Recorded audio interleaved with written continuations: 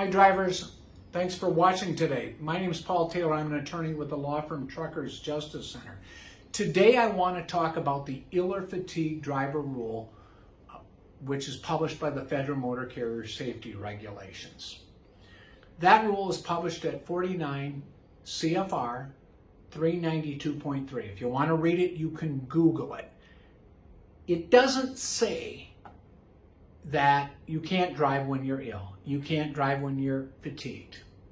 What the rule essentially says is you cannot drive and an employer may not let you drive when your ability or alertness are so impaired or so likely to become impaired as to through illness, fatigue, or some other cause as to make it unsafe to drive. So a lot of the cases we do in our law firm are cases where drivers refuse to drive, get fired or suspended or written up for refusing to drive in violation of a DOT safety regulation. So that law essentially says, that law is called the STAA, and that law says that a driver is protected from retaliation. It says a carrier may not discharge, discriminate against, or discipline a driver because the driver refuses to drive in where driving would create an actual violation of a commercial vehicle safety regulation. So that would apply to audible air leaks, windshield wipers not working even on a sunny day with no forecast of rain, but it does apply also to drivers who are refusing to drive because driving would violate 392.3, the ill or fatigued driver rule. So, does every illness qualify? I'm refusing to drive today because I have eczema. No, it's not going to qualify you for protection under the STAA. The law provides that you're protected if you're refusing to drive due to an illness that makes it unsafe or likely to become unsafe to operate a commercial vehicle. Same with fatigue, okay? You know, the law doesn't say you can't drive tired. Doesn't say that. It says you cannot drive and the carrier can't require you to drive when you're so impaired due to fatigue as to make it unsafe or likely to become impaired due to fatigue. So you need to be careful when booking off to make sure you are protected. So the STAA, the driver whistleblower law, requires you to show that driving was so unsafe due to illness or fatigue and that you were discriminated against by the carrier against you. They fired you, they suspended you, they transferred you, they docked you pay for a work refusal, which was protected because you were so impaired due to fatigue as to make driving unsafe.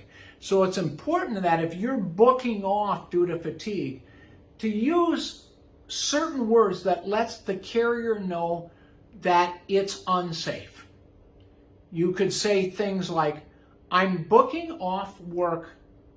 I was up all night because a neighbor's dog was barking and I couldn't get any sleep. I will let you know when I'm ready to work. Saying, I'm tired, probably isn't enough to protect you under the law. The same with an illness. If you say, I'm hitting the sick board, or I'm sick, I'm not coming to work. Well, if you use those words, what's telling the carrier that you're too sick to drive due to an illness, or so sick that it would be unsafe?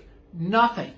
So, first of all, things to do with, if you want the protections of the STAA, is to clearly communicate to the carrier, your dispatcher, that, you know, the circumstances that create the fatigue or the illness, like, you know, I'm exhausted. I drove 11 hours each day for the last 10 days or whatever it is. I guess I've been awake all night, and somebody was running a reefer in the unit next to me, and I couldn't sleep. You use that type of reason, assuming it's true, and you explain to the carrier what your reason is for refusing, why you are so fatigued that it renders driving unsafe. Same with an illness. It may not be that you've gone to the doctor due to an illness. You might have an upset stomach and have diarrhea all night. tell the carrier those things and put it in writing very clearly on the Qualcomm or on the PeopleNet, on an email, on a text message, and keep copies of those records. It can save your butt. You know, documentation is very important in any case. So thanks for watching. We'll see you soon.